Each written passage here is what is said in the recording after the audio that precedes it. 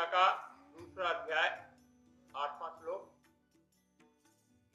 7वें श्लोक में अर्जुन ने अपने आप को सरेंडर करते हुए, शरणागत मानते हुए कृष्ण भगवान से कह रहे हैं कि मैं आपका शिष्य हूं और आप मुझे ज्ञान दीजिए, शिक्षा दीजिए और बताइए कि मुझे इस स्थिति में क्या करना चाहिए।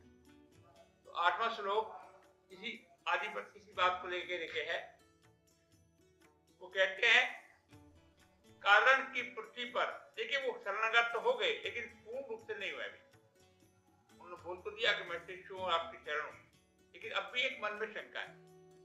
उस शंका के लिए फिर वो कहते हैं 8वें श्लोक में, कारण की पृथ्वी पर धन्य दान स्मृत और शत्रु रहित राज्य तथा स्वर्ग देवताओं का आधिपत्य मिल जाए तो भी इंद्रियों को सुखाने वाला मेरा जो शोक है, ये दुख है, ये दूर हो जाए, ऐसा मैं नहीं देखता हूं।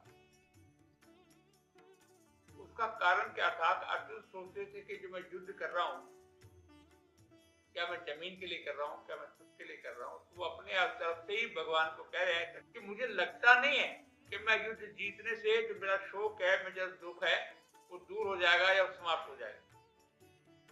तो आप मुझे सही ढंग से बताइए कि मुझे क्या करना चाहिए। देखिए कई बार क्या होता है, आदमी को सब कुछ प्राप्त हो जाने पर भी मनुष्य के जो शांत शोक है, वो दुख दूर हो जाए, जरूरी नहीं है। तो भगवान को यही कह रहे हैं अर्जुन जी कि मैं युद्ध में अगर मान लो हम जीत भी जाए और मुझे लगता नहीं है कि मेरा जो शोक है, मेरा जो दुख है, वो इसके प्राप्त करने से दुख मेरा दूर हो जाएगा। 3 प्रकार के सुख हैं संसार में जो मनुष्य जिसके लिए काम करता है, उसको प्राप्त करने के लिए सारा संसार 3 प्रकार के सुख हैं, उनको प्राप्त करने के लिए आप काम करते हैं।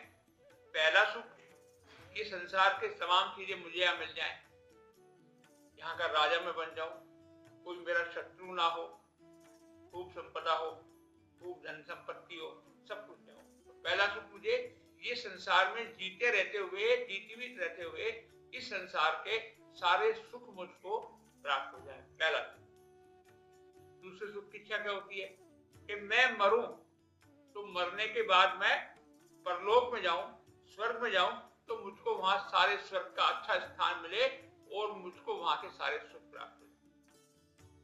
और तीसरा सुख, सबसे बड़ा, मनुष्य के अपने कल्याण का सुख। अपने कल्याण का सुख मतलब मोक्ष का सुख। तो आप जो भी कर्म करते हैं, आप देखिए इन 3 कर्मों के लिए ही आप काम करते हैं। आपके कर्म करने का जितना उद्देश्य है वो मात्र ये 3 प्रकार के उद्देश्य लेकर के ही आप इस काम को करते हैं।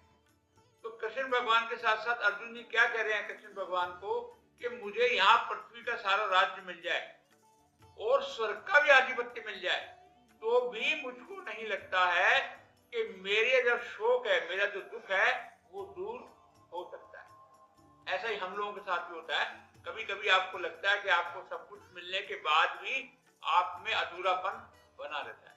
तो अपने अधूरापन कब बना रहेगा? जब आपने अपने कर्तव्य का पालन सही रूप से, बिना भय, बिना लालच से नहीं किया है। इसलिए यदि आपको जीवन में कभी अवसर मिले तो आप भी अपने काम के साथ साथ अपने कर्तव्य को पूरा कीजिए, ताकि जिस अवस्था में जहां है उस अवस्था में आपको आनंद की प्राप्ति हो। ओम